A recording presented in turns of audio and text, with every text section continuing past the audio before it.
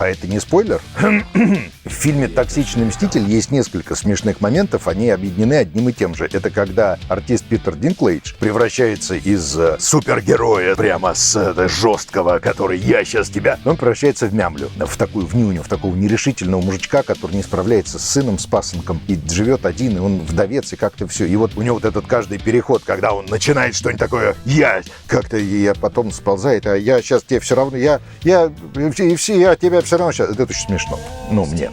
«Токсичный мститель». Кино с 4 сентября.